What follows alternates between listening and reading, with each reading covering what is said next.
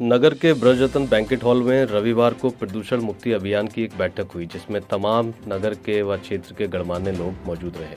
कार्यक्रम के दौरान पुस्तक का भी विमोचन किया गया। डॉक्टर राकेश रफीक द्वारा लिखी गई भारतीय लोकतंत्र में आंदोलन के बीच मेरे 40 साल नामक पुस्तक का विमोचन किया गया। इस मौके पर शहर इमाम मौलाना सदाकत हुसैन, राम सिंह वानप्रस्थी, मुन्ना श्रोत्री, भाजपा नेता चौधरी शिपाल सिंह, रंजीत सिंह, नोमान जमाल, कसीम आज़ाद, मोहम्मद आसिफ कमल, एडवोकेट अब्दुल कुद्दूस, बबलू मसूदी, मुशफीक रजा, नरेश कुमार अलंकार, एडवोकेट कमाल अकबर, कासिम अंसारी, मोहम्मद इब्राहिम नगीना, मोहम्मद अयाज, एडवोकेट जितेंद्र कुमार दक्ष, भैराज सिंह, पूर्व पालिका अध्यक्ष साहू सुनील सहाय, कुलदीप सक्सेना, मोहम्मद रफ़ी, एडवोकेट पूर्व प्रधान अनीस अहमद, प्रधान माजिद हुसैन, अफरोज जहां, शकील अहमद, आरोही आर्य, विधायक फ़हीम इरफान, पूर्व सांसद जावेद अली खां, मुकुट सिंह इत्यादि लोग उपस्थित रहे। छोटी सी महफिल में बिलारी की एक ऐसी तस्वीर बना दी है जो आने वाले वक्त में तारीखों में लोग याद करेंगे। ये नायाब गौहर, कीमती ख़जाने के मोती चुन के आपने इस बैंकेट हॉल में बिठाए हैं और इससे लगता है कि किसी शहंशाह के सर का ताज है, यानी कि हिंदुस्तान के सर का ताज है। और दिन है 1857 8 मई की बात का। मोहतरम साथियों, मैं जिस शख्स को यहाँ इस निचोड़ की बात कर रहा हूँ, उनकी एक बात आप लोगों तक पहुँचानी है कि आंदोलनों के जनक तो उनको कहा ही जाता है। उन्होंने अपनी ज़िंदगी से कम आंदोलन जिए हैं और इस सब पर उन्होंने एक किताब लिखी है जिसका नाम है भारतीय लोकतंत्र में आंदोलनों के मेरे 40 साल। ये डॉक्टर राकेश रफीक साहब की किताब है। मैंने उनसे इंसिस्ट किया था, ज़िद किया था कि साहब किताब आपकी छप गई है, अभी आप इसे निकालें ना। 8 मई के दिन जो कार्यक्रम है उसमें जो मौजूद तारीखी हस्तियाँ आएंगी, क्यों ना उन्हीं से इसका विमोचन करा लिया जाए। और मुझे यकीन था, उम्मीद थी कि उनकी काविशों से यूँ तो सभी लोग आने ही वाले हैं, तो आज से बेहतर दिन उनके लिए क्या होता।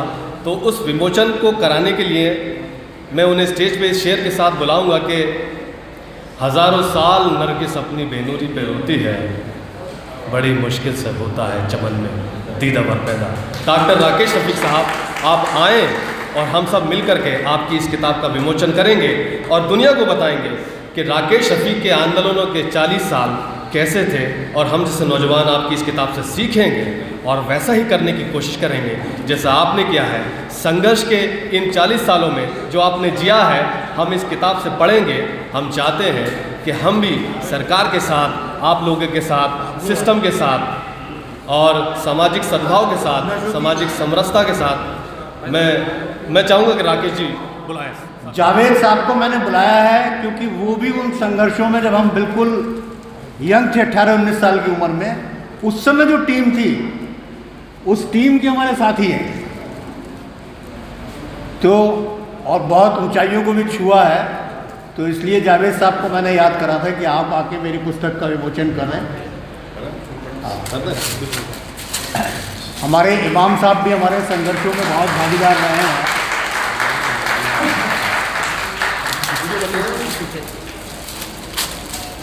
साथियों, जो बिलारी के अपने साथी उपस्थित हैं, उनसे मैं यही कहना चाहूँगा कि संघर्षों के बहुत से दौर में हम 2-2, 4-4 साथी रह गए, लेकिन हमने अपना रास्ता नहीं छोड़ा, लड़ाई जारी रखी। बहुत परेशानी भी आई, लेकिन अपनी बात से डिगे नहीं, इसलिए जीत हासिल।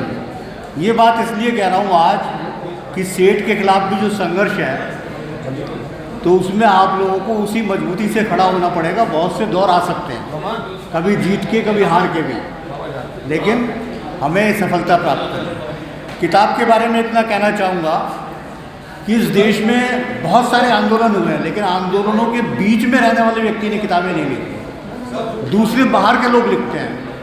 तो मैंने अपनी पहली किताब आंदोलनों के बारे में लिखी है, जो देशव्यापी आंदोलनों में मैंने हिस्सा लिया, यानी जयप्रकाश आंदोलन में, किसान आंदोलन में टिकैत जी के साथ, या और आंदोलन में। और ये दूसरी किताब मेरी है इस बारे में जो बिलारी में आंदोलन हुए हैं उसके बारे में। और तीसरी किताब मैं लिखूंगा इस बारे में कि आंदोलनों के पीछे जो दुनिया होती है यानी इंटेलिजेंस संस्थाओं की, प्रशासन की, आंदोलन को कमज़ोर करने के लिए उसके क्या क्या अनुभव आते हैं। तो अगर जो साथी इस देश को बचाना चाहते हैं वो ये समझ लें कि इस देश का भविष्य वही लोग बचा सकते हैं जो अपने देश की कौम के लिए और इस आज़ादी के लिए लड़ाई लड़ेंगे।